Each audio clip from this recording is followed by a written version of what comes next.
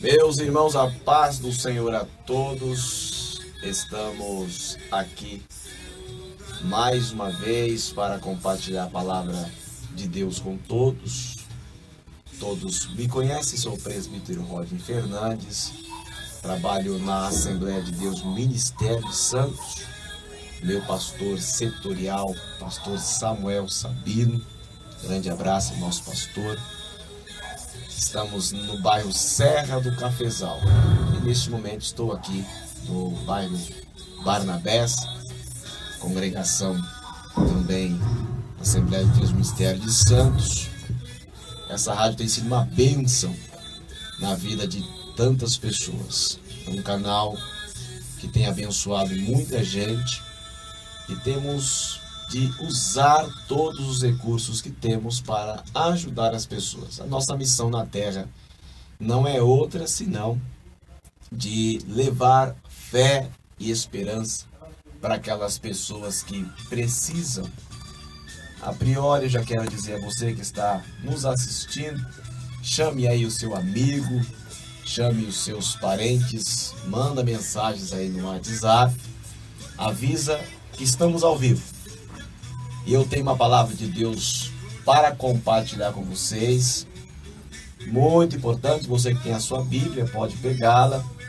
Reúne a família aí na sala, todos acompanhando esta live abençoada, que pretende fornecer informações importantes para você.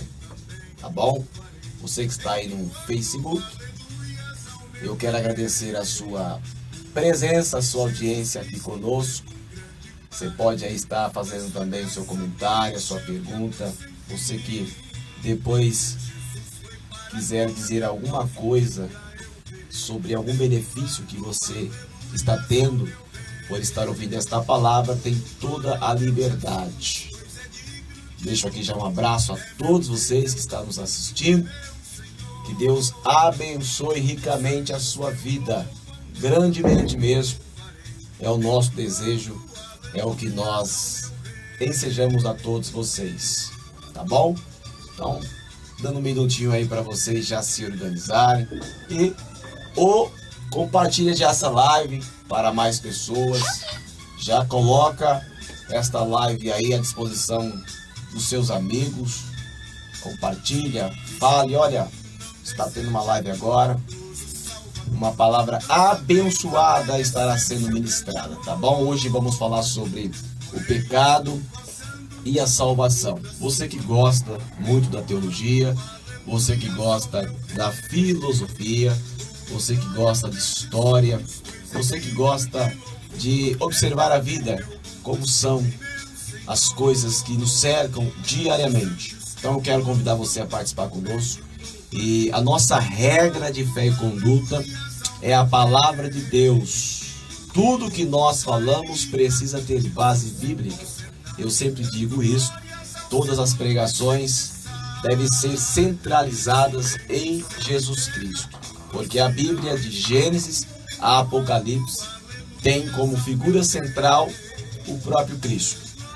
Deus é o autor da Bíblia, o Espírito Santo, o real intérprete, e Jesus é a figura central. Temos aqui, portanto, queridos, o objetivo de levar a todos vocês uma palavra de esperança. Não queremos aqui falar sobre religião, estamos aqui falando sobre filosofia de pessoas ou formas de pensamentos. Estamos falando da palavra de Deus, tá bom? Antes de eu começar, eu quero passar aqui para o irmão Samuel. Como de praxe, ele sempre inicia aqui essa live e vai passar alguns recados para os irmãos. Enquanto ele estará fazendo isso, é um tempo que você tem de estar pegando a sua Bíblia, caneta, papel, chamando os seus parentes, chamando os amigos, vizinhos. Dá um grito aí, grita o seu vizinho, liga aí na rádio, na web live, Barnabés, dá um grito aí bem alto, igual quando você grita gol, quando seu time faz gol. Grita ele lá, gente. Chama todo mundo para essa live, porque Deus tem bênção para entregar para a tua vida. Sim, é verdade. Chama, se organiza, compartilha. Tem coisa boa para nós aí, tá bom? Samuel. Aleluia. A paz do Senhor, meu amado. Amém, meu irmão graças a Deus. presbítero Rodney. Meus amados irmãos, é motivo de muita honra, muita glória, que hoje nós estamos aqui novamente com o presbítero Rodney. Ele fechou uma parceria aqui com a Web Live Gospel Barnabés. De todo mês, está trazendo um tema especial. E esse tema faz muita diferença, viu, meu irmão Rodney? Amém, graças a Deus. A gente tem visto muitos irmãos aí falando que a palavra tem edificado. Então, é motivo de muita maravilha a gente servir a esse Deus maravilhoso, né, irmão? E pelas misericórdias do Senhor, estamos aqui. Meus irmãos, queremos nesse exato momento convidar você para prestar atenção no que o nosso irmão vai estar trazendo esta noite. Mas convidamos você primeiramente para a gente fazer aquela chamada, a chamada da nossa igreja aqui, ó, Assembleia de Deus, Ministério dos Santos, que fica ali também na Serra do Cafezal, ali, ó, a igreja setorial com o pastor Samuel Sabino e o presbítero Rodney Fernandes, que está aqui conosco esta noite. E ali também tem uma equipe, né, irmão? Uma equipe ali abençoada também ali, que está junto com vocês na caminhada. E na Santa Ceia a gente está lá junto com os irmãos lá, glorificando, adorando Deus maravilhoso. E aqui no Barnabés estamos na rua Francisco Soares Godinho, número 50. É a Assembleia de Deus, Ministério dos Santos, bairro dos Barnabés, aqui com o pastor local Eliabe Cordeiro. Então, Eliabe Cordeiro tem passado aqui na sexta-feira.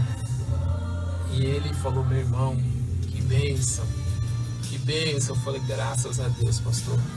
Porque muitas vezes o pessoal só vê a gente anunciando, né, os pastores, né? A nossa igreja local, Eliabe Cordeiro. A nossa setorial, Samuel Sabina. E os irmãos ficam pensando, né? Fala, poxa, quem são esses pastores que a gente só anuncia? Então, eu creio que vai ter o privilégio dele também estar aqui, o pastor Samuel Sabino. E o Espírito Santo, irmão, tocou esses dias falando em meu coração, para que o pastor Samuel Sabino e o pastor Eliabe tenha uma live deles aqui, um programa só deles. E eu acredito que não vai ser diferente dos irmãos também. Os irmãos estão cheios do poder do Espírito Santo aí. O Senhor vai preparar também. Amém. Amém. Olha, já temos um ouvinte aqui mandando o Reinaldo Aparecido Godinho, mandando a paz do Senhor, amados. Amém. A paz do Senhor Jesus. Glória a Deus, Deus abençoe o Reinaldo. Amado irmão. Aleluia. E o irmão conhece ele, né, irmão? Reinaldo Aparecido. Deus abençoe sua vida, querido. Ó, o pastor. Nosso pastor Samuel Sabino. Abraço, querido. Amém. A paz do Senhor, pastor. Glória Ó, pastor. a Deus tem incomodado aqui. Eu acabei de falar aqui com o presbítero aqui, ó. Uma programação sua, uma programação do pastor Eliabe. Aleluia. Então vai se preparando aí, viu, pastor? Os irmãos aí não vê a hora aí de estar vendo aí vocês aí aqui também. E sem ficar proseando muito, irmão, eu vou deixar esse cajado já pro irmão já ir tocando aí. Amém. Falando um pouco de Deus aí, eu vou estar só recebendo aqui, glorificando o Senhor. Glória a Deus. Bem, queridos, Deus abençoe a sua vida, você que está entrando, né? Paz do Senhor a todos vocês. Como eu disse, compartilhe essa live. Deus tem algo maravilhoso para realizar na tua vida. Estamos até agora muito felizes. Ontem estávamos na sede setorial, bairro Serra do Cafezal, falando acerca da palavra de Deus. Sentimos muita alegria ali. Houve pessoas que se renderam a Cristo, né? Se eu não estiver enganado, 6 pessoas levantaram as mãos para Cristo. Fiquei muito feliz que o meu irmão também foi tocado pelo Espírito Santo e entregou a vida para Jesus. Então, queridos, é o poder de Deus. Como Paulo diz, eu não me envergonho do Evangelho de Cristo, porque é o poder de Deus para a salvação de todo aquele que crê. Por isso que estamos aqui com essa câmera ligada falando sobre Jesus. Nós não nos envergonhamos. Não nos envergonhamos, porque o Evangelho é o poder de Deus. Poder de Deus para a salvação de todo aquele que crê. E se você está assistindo agora essa live, é porque você acredita. Quero que você feche seus olhos onde você estiver agora. Faremos este momento de oração antes de entrarmos aqui definitivamente na mensagem que Deus tem para nós hoje. Feche os teus olhos aí. Senhor Deus e Pai, eu quero te agradecer neste momento pela oportunidade que nos concede. Nosso coração está muito feliz. O Senhor tem nos dado vida, tem nos dado graça. Agradeço pela existência desta rádio, pela existência do Ministério de Santos, desta igreja. Agradeço pela vida do nosso pastor Samuel Sabino, de toda a sua família, que tem, meu Pai, dedicado na tua obra. Também agradecemos pela vida do nosso pastor presidente Paulo Alves Correia, presidente desse tão grande ministério. Agradecemos ao Senhor por esta igreja aqui no Barnabés, por todos os irmãos envolvidos nesta obra. Agradeço pelas pessoas que estão agora diante dessa câmera assistindo esta transmissão. Peço que o Senhor abençoe a vida deles. E até o final tenho certeza que elas serão abençoadas. Tem pessoas que estão angustiadas neste momento, com o coração entristecido, talvez deprimidos, meu Pai, com pensamentos de morte, pensamentos de fazer coisas erradas, talvez abandonar a sua família.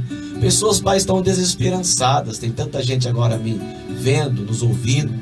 E eu quero falar com elas agora. Eu quero que o Senhor fale com elas. Traga calma ao coração. Traga a paz que estas pessoas precisam. Deus, liberta elas do mal, das correntes malignas. Faça com que elas sintam o reino de Deus, a paz que excede todo entendimento. Pai, esta é a minha oração. Enquanto eu falo, o Senhor seja a prioridade. Faça, Pai, a tua vontade que é perfeita. Em nome de Jesus, fale com essas pessoas, fale conosco. E desde esse momento, abençoa a todos. A Senhora agradeço. Em nome de Jesus, amém. Graças a Deus.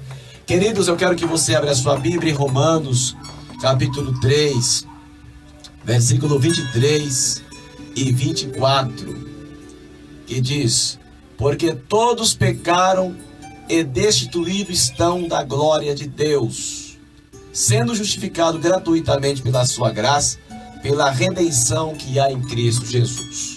Tá? Percebe bem esse texto. Você gosta só um pouquinho? Isso, por gentileza. Porque todos pecaram e destituídos estão da glória de Deus, sendo justificados gratuitamente pela sua graça, pela redenção que há em Cristo Jesus. Então percebe aqui, este versículo ele traz duas ideias para nós. A primeira ideia é uma ideia triste, é uma informação que não traz muita alegria para nós, porque fala de um problema muito grave, chamado pecado. E a segunda ideia já é uma notícia boa, porque fala de uma justificação, uma oportunidade de ter esse problema solucionado.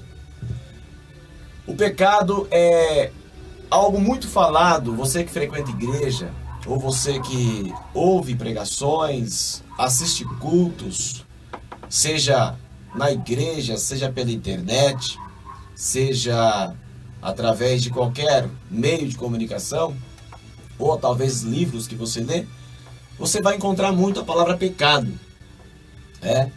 E muitas pessoas têm uma noção sobre o que é pecado. Alguns entendem o que é pecado e outros não entendem exatamente do que se trata. Eu percebo que muitas pessoas não têm a noção clara do que é pecado. Bem, o pecado ele foi criado por quem? De onde veio o pecado?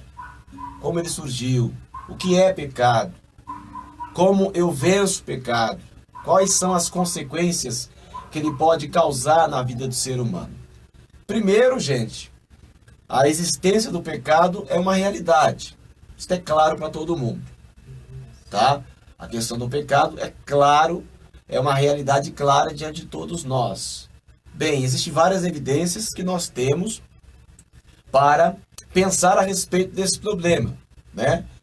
Eu vou dar aqui já uma evidência clara, que é a humanidade, que é uma das provas de que o pecado existe. Estudos dizem que desde Adão até hoje nasceram aí na Terra mais de 100 bilhões de pessoas, né? Só no Brasil nós temos 210 milhões de pessoas, no mundo todo aí são já quase 8 bilhões de pessoas, né? Um número expressivo, é difícil ser tão exato porque nascem pessoas todos os dias, como também morrem. Mas estima-se que desde Adão já nasceram mais de 100 bilhões de pessoas. E destas 100 bilhões de pessoas, grande parte delas já morreram, não estão mais entre nós. E o que nós sabemos sobre a morte dessas pessoas? Muitas delas foram vítimas de assassinatos, vítimas de violência, pessoas que se levantam contra as outras para matar, outras se cortam, né? Se matam. Este é uma das evidências que existe algo de errado no mundo. Por que essas pessoas estão matando umas às outras? Outro fator é a própria consciência. Tem gente que quando faz algo tão ruim, comete um pecado tão grave, elas mesmas não conseguem se perdoar. Esta consciência que elas têm perturba elas tanto que elas acabam tirando a própria vida para tentar aliviar da culpa. Todo mundo sente culpa quando faz algo de errado. Existe um senso moral dentro de nós. Filósofos da antiguidade, eles procuraram entender essa questão. Isso ocupou bastante a mente deles, né? Essa questão da moral, a questão do mal no mundo, o comportamento humano. E isto ocupa a mente dos pensadores. Então, o pecado é uma realidade no mundo. Existe algo de errado com a humanidade. Tragédias, tantas coisas ruins. Agora, olhando para o âmbito bíblico, nós temos o textuário da Bíblia, que é João, capítulo 3, versículo 16, que diz: porque Deus amou o mundo de uma tal maneira que deu o seu Filho unigênito, para que todo aquele que nele crê não pereça, mas tenha vida eterna. Veja, gente, eu sou pai de 2 filhos, vocês também que estão me assistindo, com certeza são pais. Quem é pai, quem é mãe, sabe muito bem que nós temos um amor pelos nossos filhos.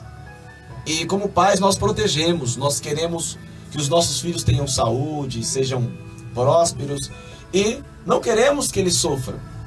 Agora imagina a cena de Deus dar o único filho dele, porque o texto é claro e usa a palavra deu, porque Deus amou o mundo de uma tal maneira que deu, não é? É uma doação. Ninguém vence Deus em doar. Deus, ele é especialista, o grande campeão em doar. Ele deu o único filho para morrer. Bem, se ele deu o filho para o filho dele vir à terra e sofrer todo aquele sofrimento que ele teve, com certeza teria que ter algo muito sério, irmão Samuel, por trás disso. Teria que ter um problema muito grave para levar Deus a fazer aquilo que fez. Filipenses capítulo 2, versículo 8, se você ler o capítulo 2 todo, você vai se deparar com a revelação de que Jesus Cristo, ele deixou a sua glória com o Pai no céu, assumiu a forma humana. Esse é o maior exemplo de liberalidade que nós temos. Cristo é o grande exemplo de liberalidade. Deixou toda a glória que tinha com o Pai, toda a sua condição, os privilégios. E diz o texto lá que ele veio à terra, assumiu uma forma de homem e passou por todo o sofrimento. E diz o texto que ele foi obediente até a morte.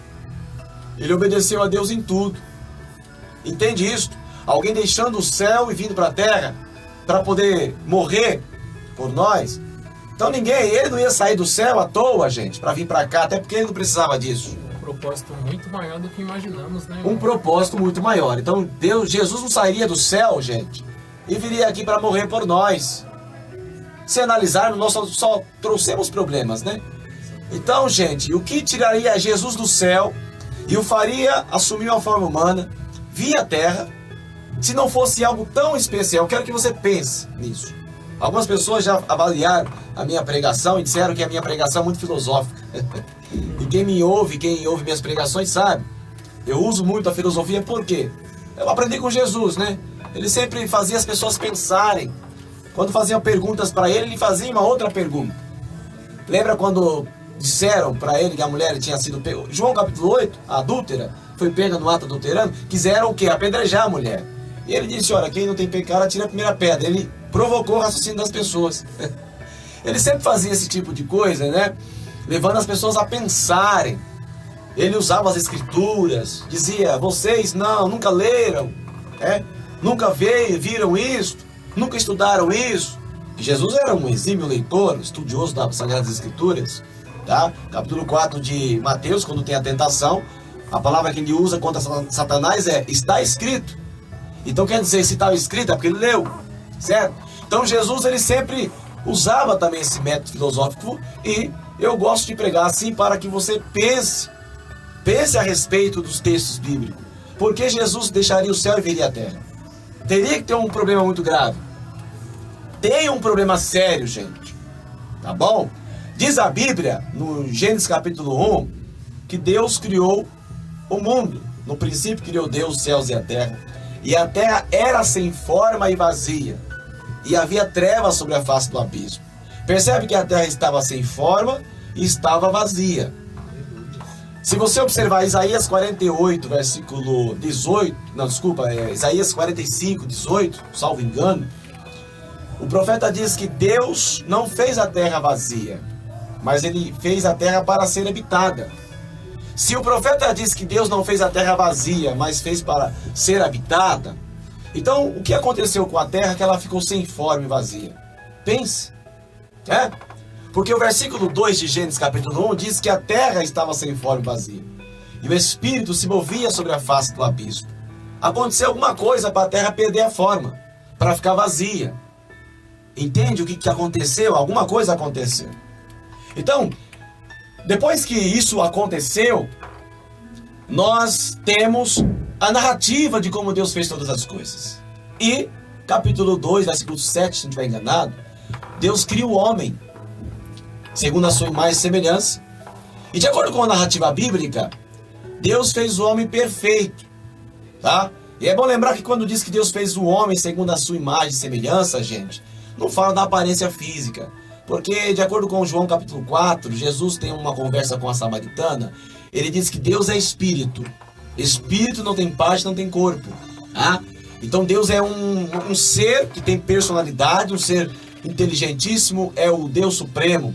Mas ele não tem corpo como nós. Pode assumir como fez Jesus Cristo, que é igual ao Pai.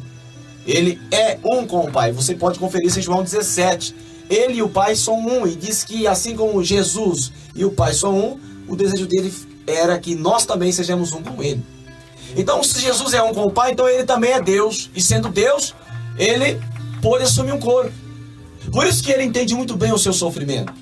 Ele entende tudo que você passa. Porque ele também um dia assumiu um corpo humano, viveu como nós, passou por toda a experiência humana. Então ele entende muito bem você e sabe tudo que está passando. Ele tem um corpo humano. E quando ele voltar na segunda vinda, quando todo olho verá, as mãos dele serão mostradas, provando que ele tem o mesmo corpo que ele veio na terra. O corpo que ele vai vir em glória não é o mesmo, não é diferente do que ele esteve aqui, é o mesmo. Tanto que ele vai mostrar as marcas. Então ele tem um corpo glorificado, o mesmo que nós vamos ter. Ele é Deus. Então Deus, ele é espírito, pode assumir um corpo, mas na essência ele é espírito. E espírito não tem partes, não tem corpo. Portanto, a nossa semelhança com Deus e a imagem fala de essência, fala de funcionalidade. Quando Deus diz que somos imagem e semelhança, quer dizer que ele pegou da sua própria essência. Veja, Deus é inteligente, Deus ele tem sentimentos, Deus ele tem vontade. todas essas características ele transferiu para nós. A natureza espiritual ele transferiu para nós. Por isso que quando você morre, o teu corpo vai para a terra, mas a tua alma e o teu espírito não fica aqui. Vai para onde veio. O mundo dos mortos é um assunto para outra aula, tá certo? Então, meu querido, imagem e semelhança fala da essência de Deus em nós. Deus pegou algo de si mesmo e colocou dentro de nós. E há quem diga que esse foi um dos motivos que Satanás ficou odioso, invejoso, porque ele sempre quis ser igual a Deus. Vocês lembram que está lá em Ezequiel 28? Ele disse no final: e serei semelhante ao Altíssimo. Eu vou colocar o meu trono acima do de Deus e serei semelhante ao Altíssimo. Semelhante, manifestando o desejo dele de ser semelhante a Deus. E aí Deus vem e faz do homem segundo a sua imagem e semelhança. Então há quem diga que Satanás ficou invejou, e inveja do ser humano por causa disso. Só que Deus fez o homem segundo a sua imagem e semelhança e fez ele perfeito. O homem foi tão perfeito que Deus deu ao ser humano, a Adão, a tarefa de dar nomes a todos os animais. E você sabe que tem muito animal, gente. Tem animal demais aí. E como é que Adão tinha uma cabeça para colocar nome em tudo? Veja que interessante. E Deus colocou a responsabilidade do homem e o criou como coroa da criação. E diz: dominai sobre tudo. E o homem foi criado para dominar. Ele foi colocado como coroa da criação. Alguém que tinha a essência, a semelhança de Deus. Uma obra linda que Deus fez aqui na terra para glorificar a Ele. E todos, Adão e Eva, os primeiros homens, foram criados perfeitos, moralmente perfeitos. Eles eram perfeitos em todos os sentidos. Eles falavam com Deus. Eles conversavam com Deus todas as tardes. Ah, irmão, mas a história de Adão e Eva é fábula.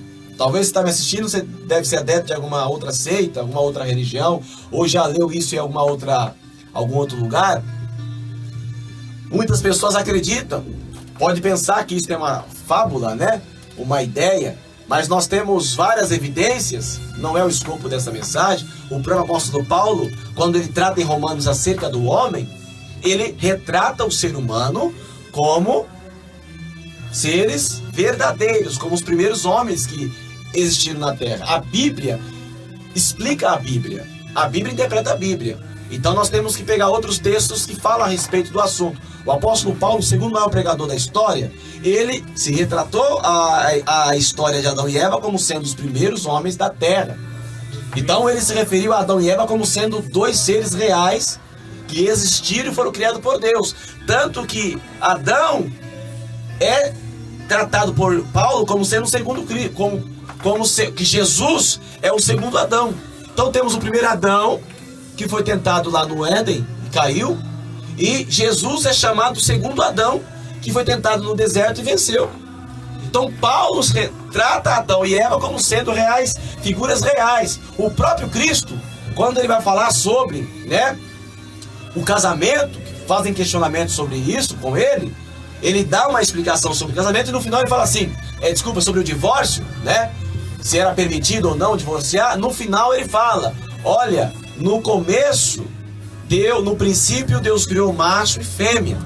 Não vou entrar nesse contexto, só fazendo menção do que ele disse, mas no princípio não era assim, Deus criou macho e fêmea. Esse macho e fêmea referindo o quê?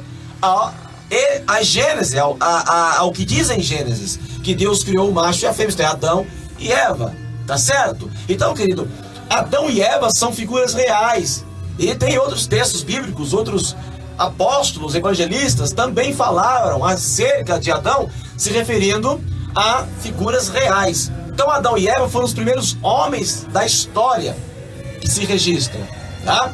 Estes homens, eles foram criados perfeitos. Só que em um belo dia, Deus chegou até eles e conversou com eles, dizendo, olha, vocês moram no jardim, porém, existe uma árvore do bem e do mal, vocês podem comer de todos os frutos, todas as árvores. Só que tem aquela que vocês não podem nem tocar. No dia que vocês comerem dela, vocês vão morrer. E Deus não estava brincando. Então Deus estava testando o ser humano ali, certo? E foi dado esta orientação para eles. Porém, meus queridos, um belo dia Eva passeava pelo jardim e aparece Satanás. Eu falei numa outra live sobre guerra espiritual, que os olhos não veem. Se você não assistiu, entra lá e veja. Eu acho que foi a transmissão número 30, né? E eu falo sobre Satanás naquela live. Ele apareceu lá no Jardim do Éden, no capítulo 3 de Gênesis, como uma serpente. E ele é tratado como uma serpente. A serpente é uma figura dele. A serpente e o dragão. Capítulo 20 de Apocalipse, versículo 2, é dito que o anjo prendeu o dragão, a antiga serpente. Então, duas figuras que retratam Satanás, a serpente e também o dragão. Nesse caso, a serpente era mais astuta, né, das animais do campo. E o diabo usou a serpente para poder enganar Eva. E qual foi ali a ideia?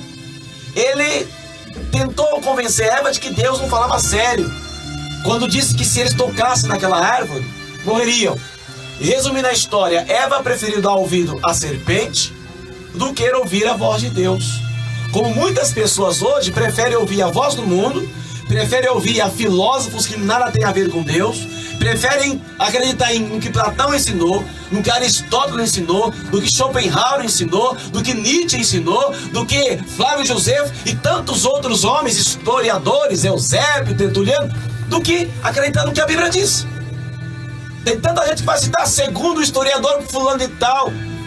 Nós temos que usar a Bíblia. A Bíblia é a autoridade final. Temos grandes homens na história, grandes filósofos, grandes historiadores, teólogos, só que eles não estão acima da Bíblia. Inclusive, né, irmão, até hoje, se a gente olhar, você vê uma serpente, você vê que ela é bem audaciosa, né, irmão? Ela, ao mesmo tempo que ela tá olhando ali, sabe que você tá vindo, ela já tá pensando em armar um bote. E o bote dela é o quê? Calcanhar, onde ela pegar. Ela é uma astúcia. E até hoje não fica diferente. Como que muitas pessoas conhecidos nossos aí, a gente vê eles se afundando no fundo do poço. Não tem lógica. Não tem lógica. E Deus deixou o quê? A Bíblia, o manual do ser humano. Né? Verdade. É isso aí. Veja então essa observação, né? A serpente, ela é astuta. E ela conseguiu manipular Eva e levou Eva a pecar. E Eva conseguiu levar Adão a pecar. E desse dia em diante, a origem da Bíblia sobre o pecado no Éden, isto é, a porta de entrada do pecado na terra. Vou deixar isso bem claro, grave bem o que eu estou falando para você. A porta de entrada do pecado na terra, quem abriu essa porta foi Adão, foi Eva, foi o casal, foi os primeiros seres humanos. Eles abriram a porta para o pecado entrar. Se eles abriram a porta para o pecado entrar, onde é que estava o pecado? Então o pecado ele não nasceu na terra. Ele entrou através dos primeiros seres humanos, mas ele não nasceu aqui. E onde é que o pecado nasceu?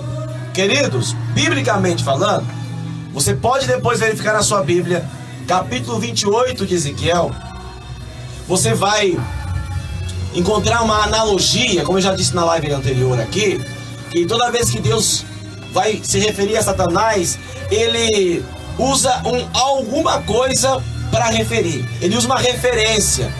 Lembra aqui, acabei de falar que usou a serpente, é uma referência a Satanás. Ele se valeu de uma serpente. Lembra quando Jesus repreendeu Pedro? Para trás de mim, Satanás. Ele olhou para Pedro, repreendeu Pedro, mas por trás de Pedro tinha uma influência satânica. E do mesmo modo, em Ezequiel 28, ele faz uma analogia. O que é uma analogia? Ele usa um exemplo para falar de uma verdade através daquele exemplo. O rei de Tiro. O rei de Tiro é um exemplo, é uma história, e o texto bíblico usa essa história, né, como uma analogia, já para se referir a Lúcifer. E se refere à queda dele. E o capítulo 28 de Ezequiel, bem como Isaías capítulo 14, versículo 12, depois você verifica na tua Bíblia, você tem a narrativa da queda de Satanás. O pecado nasceu no coração dele. Ele deu um golpe lá no céu. Ele traiu a confiança de Deus, porque ele era um querubim ungido, perfeito em todos os caminhos. Ele tinha uma alta influência no céu. Era muito inteligente, sábio, coberto por pedras preciosas. Mas ele começou a ter inveja, a ficar soberbo. Ele começou a gerar no seu coração um sentimento negativo. E a história diz que no coração de Lúcifer nasceu o pecado. Então o pecado foi gerado no coração dele. E esse pecado transformou a vida de Lúcifer, que era um anjo de luz, em Satanás. Virou um demônio. A partir daí, Satanás passou a ser um grande pecador, como você vê, né? O João tratando isso no seu evangelho, dizendo que Satanás, ele peca desde o princípio. Quando ele mente, ele fala do que lhe é próprio, porque ele não se firmou na verdade. Quer dizer que Satanás andava na verdade, mas ele deixou de andar na verdade e passou a ser um mentiroso. Agora ele passou a carregar o pecado dentro dele. O pecado destruiu Satanás, tornou ele Satanás. O caráter dele ficou maligno. Então ele agora tem o pecado dentro dele, a maldade dentro dele, toda a malignidade dentro dele, isso lá no céu. Toda a desgraça entrou nele, como diz lá em Ezequiel 28, ele perdeu a sua formosura, ele perdeu a beleza, tá? Ele perdeu a beleza, ele perdeu a sua posição no céu. Só que ainda ele tem um poder, que é o poder que ele opera hoje, para enganar as pessoas. Satanás tornou-se um ser maligno, o caráter dele é maligno. Aí o que ele fez? Foi expulso por causa dessa atitude louca dele, que a soberba faz a pessoa pensar que é maior do que o seu Criador, que é melhor do que todos. E diz a Bíblia que a soberba precede a ruína. A humildade vai adiante da honra, mas a soberba precede a ruína. Por isso, queridos, cuidado com a soberba, cuidado com o orgulho. Este foi o pecado que derrubou Satanás. Agora ele já caiu. Aconteceu a queda dele um pouco antes aí, talvez, da criação do homem. Alguns colocam por ocasião ou um pouco depois da criação, outros acreditam que foi um pouco antes. É uma informação que nós não temos, porque tudo que nós aprendemos na Bíblia sempre vamos saber em parte e só o que se pode saber. Ninguém consegue saber tudo na Bíblia. Deus não deu isso para ninguém. Tudo que nós só sabemos é em parte, como diz Paulo, em parte profetizamos e em parte sabemos. E o que se pode conhecer. Então é algo que não dá para afirmar aqui. O fato é que esse querubim, ele caiu. Ele caiu, queridos. E quando o homem já estava na terra, perfeito, então ele veio aqui e a mesma semente, né? O pecado é como um vírus. O vírus que contamina o bem. O bem é como a célula saudável e o pecado é o vírus. O vírus contamina a célula. E aí a célula fica contaminada, fica doente. Quando Satanás veio no Éden, a porta de entrada que ele encontrou foi a desobediência. Olha que interessante. O que abriu a porta do pecado para a humanidade foi a desobediência. Porque o pecado de Adão, o pecado de Eva, não foi o fruto que eles comeram. Não é o fruto que era o problema, gente. Porque diz a Bíblia que tudo que Deus fez é perfeito. Tudo que Deus fez era muito bom. Você vai ver essa expressão repetida em Gênesis. E tudo que Deus fez era bom. Então, se tudo que Deus fez era bom, o fruto não poderia ser ruim. O problema não estava no fruto, mas estava na desobediência. Então, o pecado de Adão, o pecado do casal de Adão e Eva, foi a desobediência.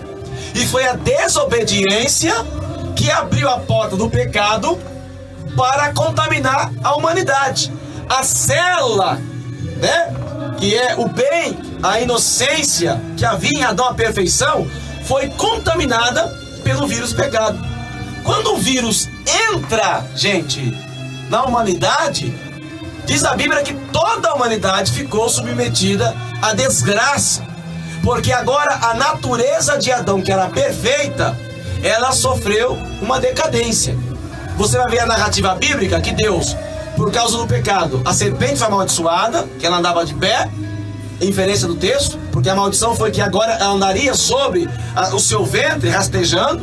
A mulher sofreu como maldição que teria dores de parto, e Adão seria que teria que trabalhar, derramar o seu suor para tirar o seu sustento. E a terra produziria abrolhos, plantas com espinhos. Então até a terra foi amaldiçoada. Todo mundo foi amaldiçoado por causa do pecado. Gente, veja que o pecado é algo gravíssimo no mundo. Gravíssimo. O pecado é um problema seríssimo.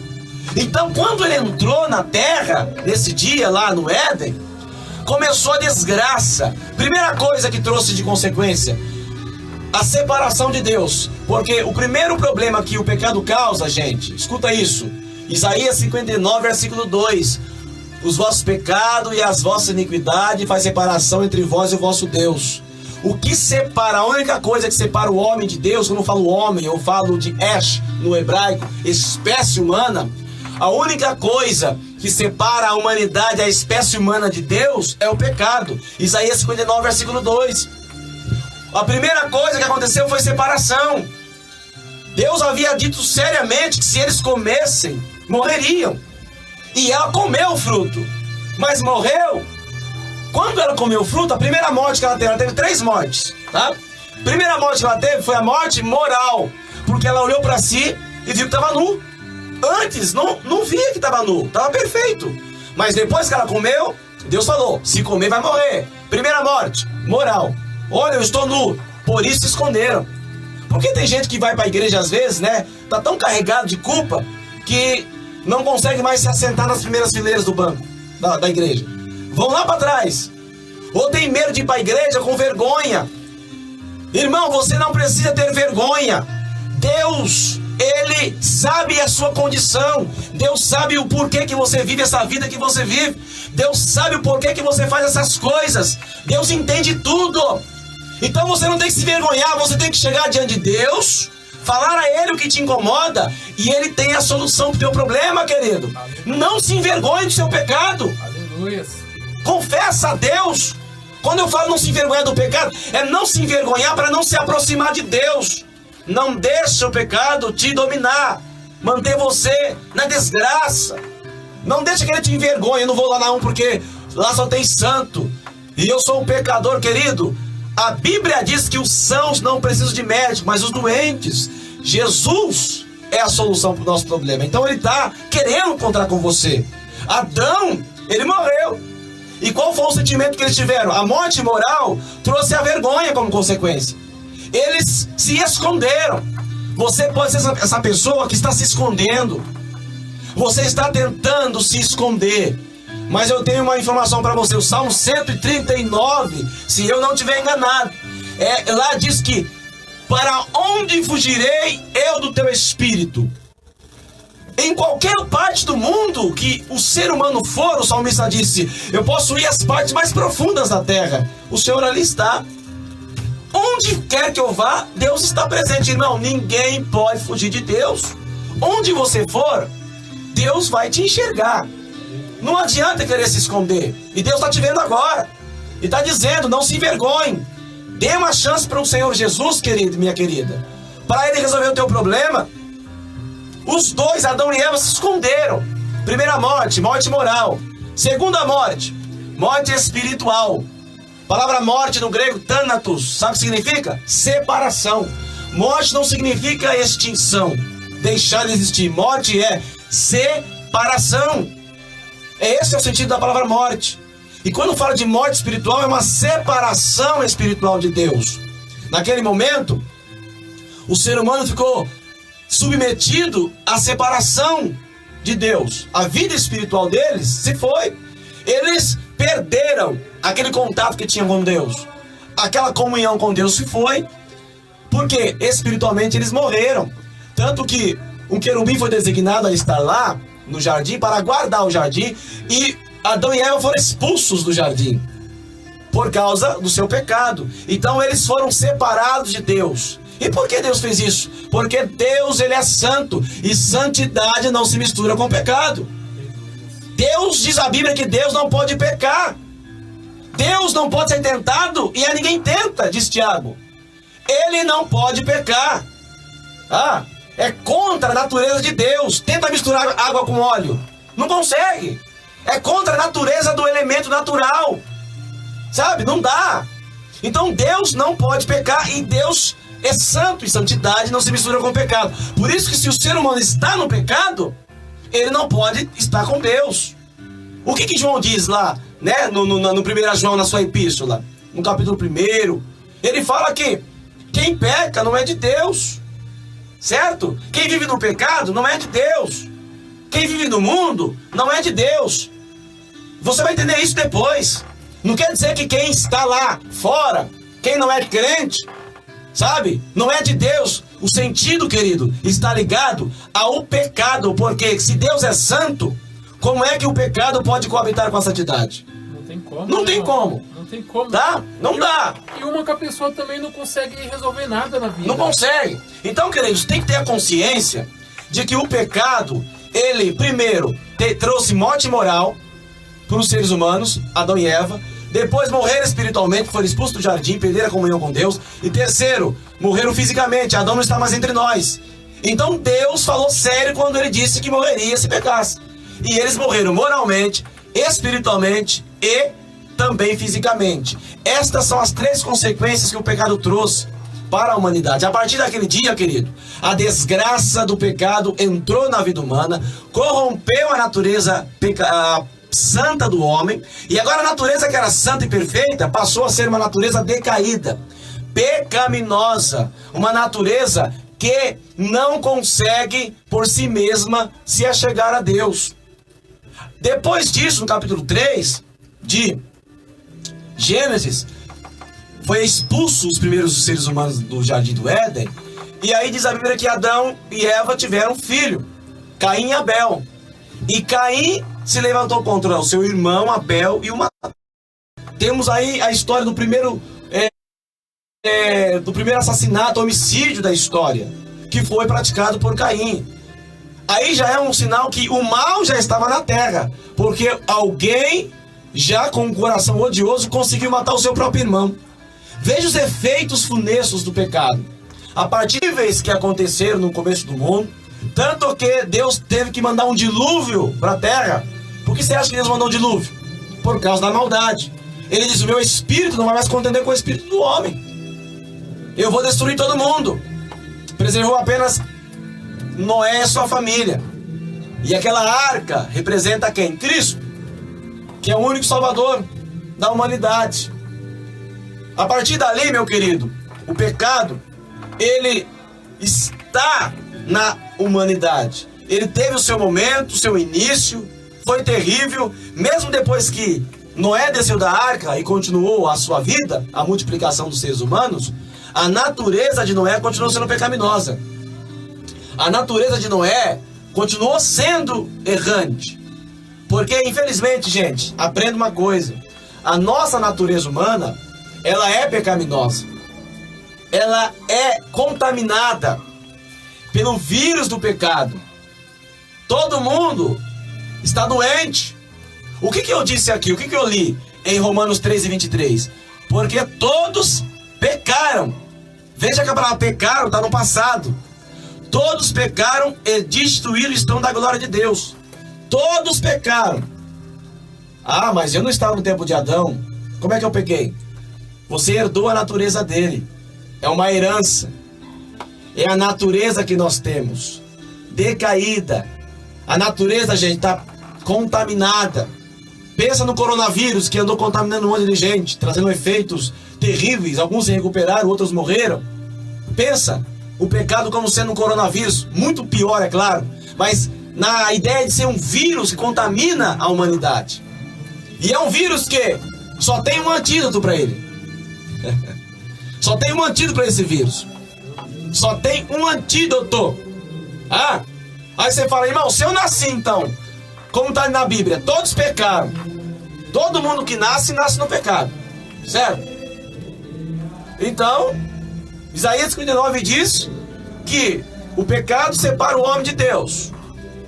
Então eu estou separado de Deus enquanto vivo no pecado. O pecado está em mim e eu não consigo me libertar dele. Qual que é então a solução para isso?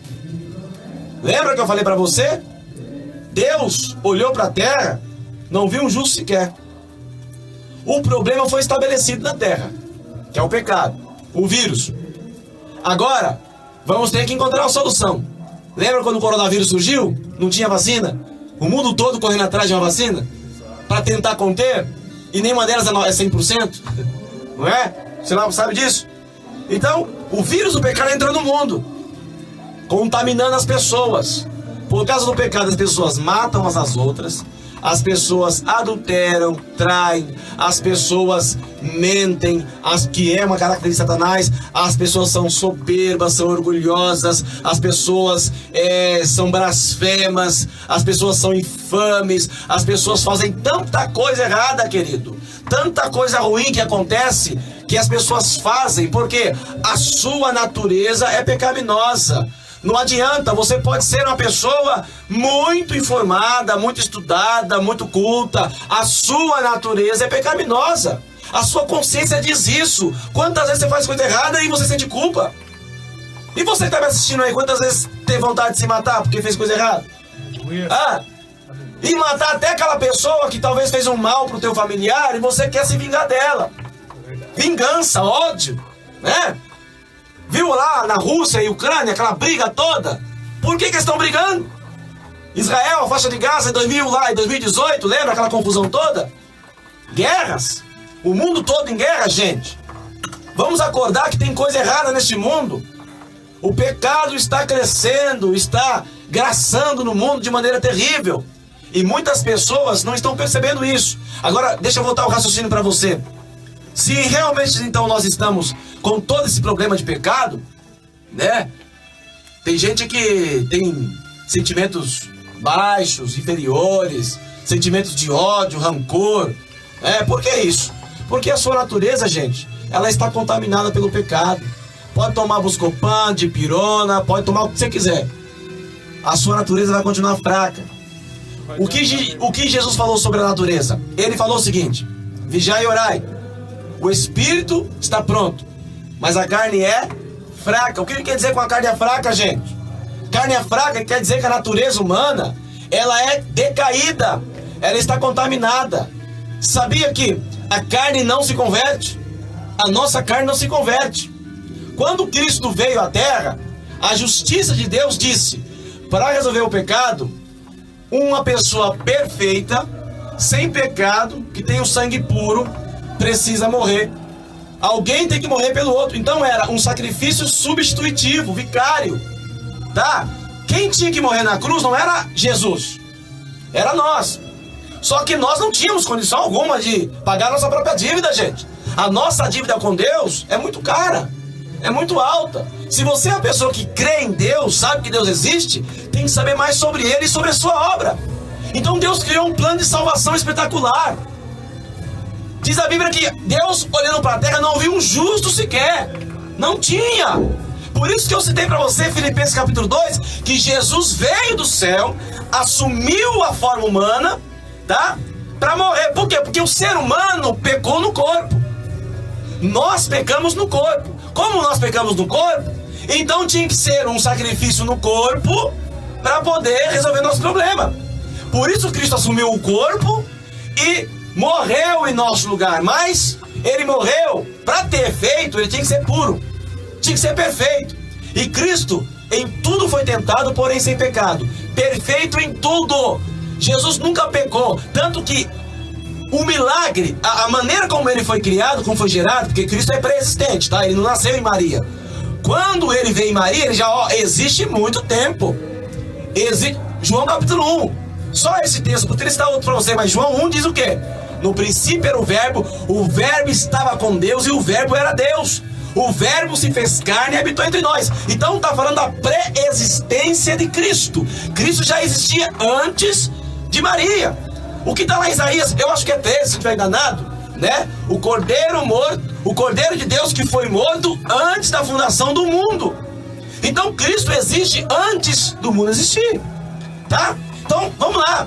Ele veio à terra, ele foi gerado em Maria ali pelo Espírito Santo, que é algo milagroso, e milagre não explica. Como é que tu vai explicar a ressurreição? Não dá para explicar, é milagre. Como é que explica a gestação de Maria? Não dá. É milagre. O Espírito de Deus veio sobre Maria e gerou Cristo. Então Jesus, ele só herdou a natureza, a humana, mas não a decaída. É uma coisa espetacular. O sangue de Cristo é um sangue precioso, perfeito. Quando ele foi para a cruz, morreu naquela cruz, gente, ele estava fazendo um sacrifício, né? Um sacrifício por todos nós. Ele pagou o que é a justiça de Deus. A justiça exigia um sacrifício perfeito. E a pessoa que deveria morrer tinha que morrer no nosso lugar. Isto é, ou nós morremos, ou nós somos condenados pelo pecado que todo mundo está debaixo dele, ou alguém morre em lugar da humanidade para que a humanidade tenha uma chance de salvação. Então Cristo veio e morreu em nosso lugar, no lugar de todo mundo, derramando um sangue puro, precioso, para que através deste sangue, o sangue que é o antivírus, é a solução para os nossos pecados. Quando Jesus morreu, o sangue dele hoje, gente, é a solução. O que diz? Acho que é João 1:12. Se andarmos na luz como ele na luz está, temos comunhão uns com os outros, e o sangue de Jesus Cristo, seu Filho, nos purifica de todo o pecado. 1 João 1:9 é dito: se confessarmos os nossos pecados, ele é fiel e justo para nos perdoar o pecado e nos purificar de toda a injustiça. Ô glória! Veja que coisa linda, gente! O sangue de Cristo, ele é poderoso. E olha o que é que diz ainda a Bíblia, lá em Isaías: ainda que os vossos pecados sejam tão vermelho como o carmesim, ficarão brancos como a neve. Como que Deus pode transformar um pecado tão vermelho em branco? O sangue de Cristo purifica, gente. O sangue dele é contra o pecado. Então ele resolveu o problema do pecado. Agora deixa eu explicar uma coisa para você. A nossa natureza pecaminosa, ela não foi erradicada, tá? O sacrifício de Cristo, ele cumpriu uma exigência da justiça de Deus, resolveu o problema do pecado. Agora, como diz lá Atos 4:12, porque não há nenhum nome nomeado entre os homens pelo qual devamos ser salvos, a saber, Jesus Cristo. Ninguém na terra é poderoso para nos salvar, não sendo Cristo, tá? Então ele está dizendo claramente que o Salvador é Cristo. É ele quem perdoa pecado, é ele quem salva. Não é Papa que perdoa pecado, não é pastor, não é ninguém, é Cristo. 1 João 1:9. Se confessarmos o pecado, ele, Jesus, é fiel e justo para perdoar o pecado e purificar de toda injustiça. Então ele fez o sacrifício na cruz, tá? Entenda bem isso. Ele morreu no teu lugar, no nosso lugar. É substituição, tá? Quando ele cumpriu, lembra lá, se você ler a Bíblia, lá no final de Mateus, na crucificação, ele olha para o céu e fala: Pai, está consumado, em tuas mãos entrego o meu espírito. Quer dizer, eu terminei a obra, eu cumpri o que eu vim fazer na terra, eu resolvi o problema do pecado. Então agora, gente, você pode ter o seu pecado perdoado através de Cristo. Você não precisa carregar o fardo do pecado. Você não precisa andar por aí pesado, cheio de culpa. Não precisa, gente. Basta você confessar a Deus e ele vai lhe perdoar. O Salmo 51 é espetacular, escrito por Davi. Davi teve uma experiência amarga. Ele mandou matar o marido de Batseba, adulterou com Batseba, fez um monte de coisa errada. E lá ele diz o seguinte, Salmo 51: Senhor, na multidão das tuas misericórdias, purifica-me com hisopo, ficarei puro. No finalzinho ele diz assim: ó, um coração quebrantado e contrito, Deus não despreza. Então Deus não despreza você, meu querido. Deus não te joga fora. Não importa o que você fez nesta vida, se você confessar diante de Deus, ele vai perdoar você e vai resolver o problema do pecado em você. Você vai ser justificado por Deus. O diabo não poderá mais acusar. Por quê? Porque Cristo agora te justifica. É o que a Bíblia nos diz. quem intentará acusação contra os escolhidos de Deus? Se é Deus que o justifica, diz o apóstolo Paulo em Romanos. Quem pode acusar alguém que Deus justificou? E essa justiça é feita através do sacrifício dele na cruz. Agora, e quanto à minha natureza, irmão? Porque eu aceitei a Jesus, no começo era uma maravilha, cheio do Espírito Santo, mas depois eu comecei a ter uns pensamentos pecaminosos, desejo pelo pecado que eu fazia antes. O que é isso? Isto é a natureza pecaminosa. Quando você aceita Jesus Cristo, confessa seus pecados, o Espírito Santo vem habitar em você. 1 Coríntios 3:16, né? É dito que vós sois o templo de Deus. Há um comentário que diz que este versículo se refere à igreja, que o Espírito habita na igreja. Mas no capítulo 16, versículo 19, é dito que o Espírito habita individualmente em cada pessoa. Então, o corpo humano, ele é o templo do Espírito, tá? Então, o Espírito Santo vem para habitar em você, para trabalhar em você o caráter de Cristo, que é o caráter cristão. É o que Cristo ensina em Mateus, que as vossas boas obras possam glorificar o vosso Pai do céu. O Espírito Santo vai trabalhar na tua vida. Ele vai limpar você completamente por dentro. E quanto à minha natureza, ela vai continuar, porque ela é pecaminosa. Ela vai continuar existindo. Prova disso, Paulo diz assim que o Espírito combate contra a carne e a carne contra o Espírito, para que um não faça o que quer. Então o Espírito sempre está lutando para que nós façamos a vontade dele, que é perfeita, que é santidade. E a carne quer tomar conta para que venhamos para o pecado. Porque a carne, gente, que é a natureza humana, ela só deseja o pecado. Ela só deseja o que não presta. Então, se você está tendo desejos pecaminosos, querendo fazer o pecado, é claramente a tua natureza humana querendo dominar você. Porque ela está aí dentro de você, ela é propensa ao pecado. E a natureza está contaminada. Está contaminada. A natureza está contaminada. Mas, irmão, então o que eu faço? Bem, é simples. O que Paulo fala para nós, né? Mortificai a vossa carne. Aleluia. Sabe o que ele diz lá? Acho que é Romanos 12. É assim. Vocês devem... Eu vou adiantar aqui, ó. Olha só o que diz Romanos 12. Presta, se você tem a sua Bíblia na sua casa aí, já estou terminando, não vou tomar mais o seu tempo.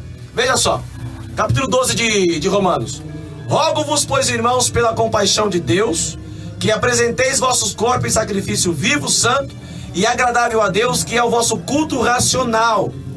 Rogo-vos, pois, irmãos, pela compaixão de Deus, que apresenteis o vosso corpo em sacrifício vivo, santo e agradável a Deus. Sacrifício não é morte. Sacrificar é matar. Parece um paradoxo. Como que ele fala morte e vida ao mesmo tempo? Né? Morte e vida, sacrifício vivo. Que ideia de sacrifício vivo? Ele está dizendo o seguinte: que você tem que mortificar a sua carne e viver a vida de Deus. Quando você mortifica a sua carne, a parte espiritual tem vida. É interessante. Então é algo que morre, que é a carne, e algo que vive, que é o seu espírito. A natureza humana, a Bíblia diz que nós temos que mortificar a carne, apresentar o corpo em sacrifício vivo. Mortifica a carne, os desejos carnais, que eles vão te impulsionar para o pecado. Então, assim, como é que eu consigo vencer o pecado? Como que eu consigo vencer a carne? É simples, gente. A resposta é simples. Existem dois seres em você, tem o Espírito Santo e tem a natureza humana. Aquele que mais você alimentar, vai ser mais força. Então, se você alimentar o Espírito, a tua carne não vai ter força. E se você alimentar a tua carne, ela vai ter força. Quando o cristão diz que eu não estou conseguindo ser crente, eu estou pecando, não me firmo na fé, sabe por quê? Porque você está alimentando mais a sua carne. Você alimenta a sua carne e ela se fortalece. Você tem que fortalecer o teu espírito, querido. Eu estou falando com você que quer se livrar dessa vida miserável que você está vivendo. Crentes que não têm vitória, crentes que não conseguem ter uma vida abundante, por quê? Porque não entende isto. Existe o espírito e a carne. A natureza humana, ela é pecaminosa, ela não se converte. Ela não se converte. Porque se a natureza humana se convertesse, íamos do jeito que estamos para o céu. Mas não é assim que nós vamos, sabia disso?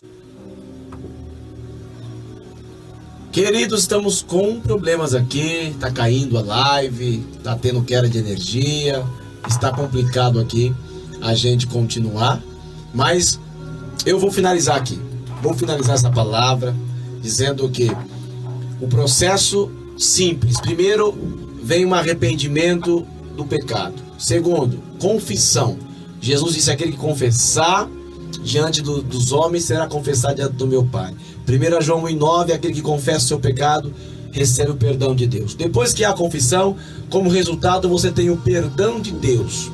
Depois do perdão você tem a justificação pelo sangue de Cristo. E depois da justificação você tem a regeneração, que é a nova natureza que você recebe.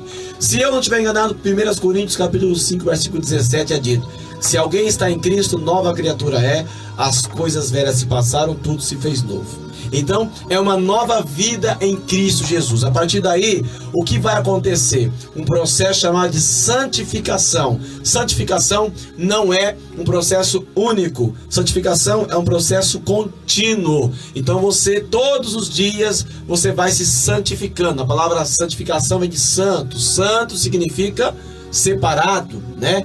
Se eu estiver enganado, a palavra, acho que é grego, é kadosh, ou é hebraico, kadosh, né? Até um hino que fala sobre o kadosh, que é separado, santo, tá? Então você vai se separando das coisas erradas e vai se voltando para as coisas corretas que são de Deus, e isto vai te santificando, tá bom? O teu espírito vai ficando cada vez mais próximo de Deus, e você vai ficando cada vez mais parecido com Deus, e a tua natureza humana vai ficar para trás. Precisa mortificar essa natureza. E agora, para eu finalizar essa palavra, mostrando que a natureza humana realmente é um problema, se você ler 1 Tessalonicenses capítulo 4, versículo 16, é dito que Jesus, ele vai vir nas nuvens para nos buscar. A trombeta vai tocar. Ele diz que nem todos dormiremos, mas todos seremos transformados. É dito que a trombeta vai tocar. Jesus virá com voz de arcanjo, com a trombeta de Deus. E quando tocar a trombeta, os mortos vão ressuscitar primeiro, e depois nós, os que ficarmos vivos, seremos arrebatados, juntamente com o Senhor nos ares. Aí ele diz: nem todos dormiremos, mas todos seremos transformados. No capítulo 15 do 1 Coríntios, se eu não estiver enganado, quando Paulo fala sobre essa mudança de natureza, que o que é corruptível vai ser revestido a incorruptibilidade, e o que é mortal vai ser revestido a imortalidade. Então ele está dizendo que este corpo corruptível vai ser revestido a incorruptibilidade, isto é, esse corpo pecaminoso, que se corrompe, que se deteriora, ele vai ser revestido de um corpo imortal, perfeito. Lembra que Cristo, ele foi glorificado. Quando ele subiu para o céu, quando ele ressuscitou num corpo glorificado. Quer dizer que todos nós também teremos a mudança de natureza, porque diz a Bíblia que carne e sangue não herdam o reino de Deus. Não herda. Quer dizer que este corpo aqui físico não herda o reino de Deus. Não é capaz de herdar, porque lá é outro mundo, gente, é outra natureza. Tá certo? Então nós vamos ser transformados. A natureza pecaminosa vai acabar. Quando nós formos para o céu, que é a promessa, tá? Tem uma promessa de céu. A salvação tem dois sentidos. O primeiro sentido é o presente, é a salvação no poder do pecado. Então quando você vem para Cristo, Deus, ele tira o poder do pecado. A lei do pecado não mais domina você. É a lei do Espírito. Você vê isso no livro de Romanos. A lei do Espírito de vida, ele rege as nossas vidas. Então nós não andamos mais segundo o pecado, os rudimentos do mundo, mas segundo a justiça de Deus. Então isso é o primeiro sentido de salvação. Salvação presente do pecado. E o segundo sentido é a salvação eterna. É quando nós estaremos para sempre com o Senhor, livre de todo o pecado. Não vai ter mais pecado lá. Como diz a Bíblia: e todo o choro será enxugado dos vossos olhos. Não haverá tristeza, não haverá dor. Alegria constante. É uma alegria que só vamos ter no céu. Então a Bíblia fala da salvação eterna. Tá certo? A Bíblia fala sobre mansões espirituais. Capítulo 14 de João, Jesus fala sobre as moradas que ele haveria de preparar para nós. Moradas espirituais. Eu acho que Hebreus 13 é dito que a nossa casa terrestre não é aqui. Isto é, nós não buscamos uma casa terrestre, mas uma casa celestial. Aleluia. O construtor e artífice é Deus. Então, a Bíblia usa termos como mansões celestiais, casa celestial, certo? São lugares celestiais lá no céu. A Nova Jerusalém são expressões indicando o lugar dos salvos. Então existe um lugar para onde nós vamos. E Jesus deixou essa promessa, gente. Capítulo 1 de Atos. Capítulo 1 de Atos. Jesus, ele chama os discípulos no Monte das Oliveiras e faz uma promessa para eles, dizendo: fiquem em Jerusalém, aguarde o Espírito Santo, até que ele chega e vocês vão começar a pregar em Jerusalém, em Judéia, Samaria e os confins da terra. E diz a Bíblia que ele começou a subir. Subindo. Chega uma hora que as nuvens o ocultou. E depois que a nuvem ocultou, apareceu 4 varões de branco e diz: varões galileus, que estão olhando? Do mesmo modo que vocês estão vendo ele subir, ele vai voltar para buscar vocês. Então há uma promessa que ele vai voltar. Ele disse que foi, mas voltaria. E voltaria para levar quem? E para onde? Levar aqueles que recebem ele como Senhor e Salvador, aqueles que reconhecem o seu sacrifício, aqueles que o reconhecem como o Filho de Deus, e vai levá-los para o céu, para morar com ele para sempre. Deus foi quem fez o homem, gente. Deus não nos fez para viver na terra para sempre. Percebe? Nós temos 2 naturezas, a espiritual e a humana. A humana é para viver na terra, a espiritual é para viver com Deus para sempre. Então eu finalizo a minha palavra aqui. Existe o pecado que está no mundo todo, mas também existe uma salvação pronta por Jesus Cristo, e Ele está pronto a receber você. E neste momento eu quero fazer um convite para você que me assiste. Você quer aceitar a Cristo como Senhor e Salvador da sua vida? Onde você estiver agora, meu querido, erga as suas mãos. Talvez você vai estar assistindo essa live depois que ela está gravada. Você vai levantar as suas mãos aí e vai confessar a Cristo, vai recebê-lo no seu coração como Senhor e Salvador da sua vida. Neste momento, entrega a tua vida para Deus hoje. Entenda o que Ele fez por você. A dívida que nós temos com Deus, ninguém paga. Somente Cristo foi capaz de pagar. E Ele pagou. Agora cabe a nós retribuir isso e receber em nosso coração. Deixa Cristo entrar na tua vida. Quantas coisas você tem feito e não tem dado certo? Quantas coisas? Dê uma chance para Deus hoje, meu querido, minha querida. Entrega a sua vida para Jesus. Deixa Deus habitar no teu coração. Aí você diz: mas Deus já habita no meu coração. Então por que não há mudança na tua vida? Por que não há transformação na tua vida? Por que as coisas não mudam para você?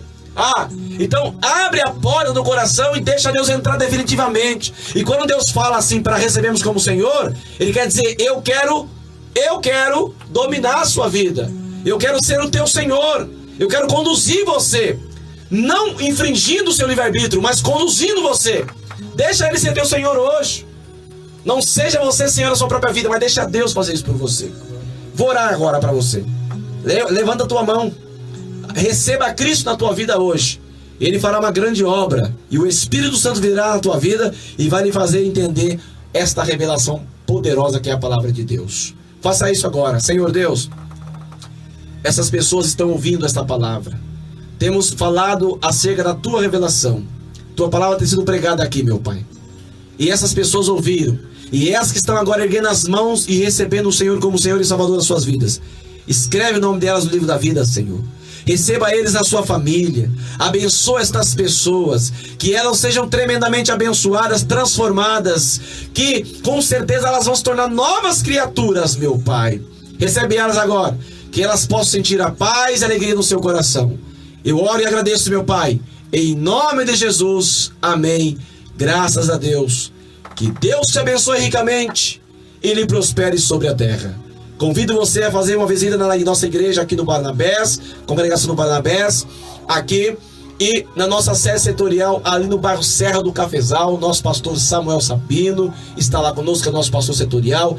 Eu quero que, se você não conhece a nossa igreja, todas as quartas-feiras às 19 horas estamos lá. Sextas-feiras, nosso culto de ensino. Temos também aos domingos pela manhã a escola bíblica dominical a partir das 9 horas da manhã. E à noite, 18 horas, o grande culto da família, que tem sido uma bênção. Convido você a participar conosco. Venha, portanto, a fazer isso conosco. Venha fazer esse culto conosco. Venha participar e apresentar a si mesmo a Deus, tá bom? E no dia 30, né? Vamos aqui, ó, já avisado. Dia 30/4, sábado, culto setorial. Encontro de homens fortes e mulheres V, tá bom?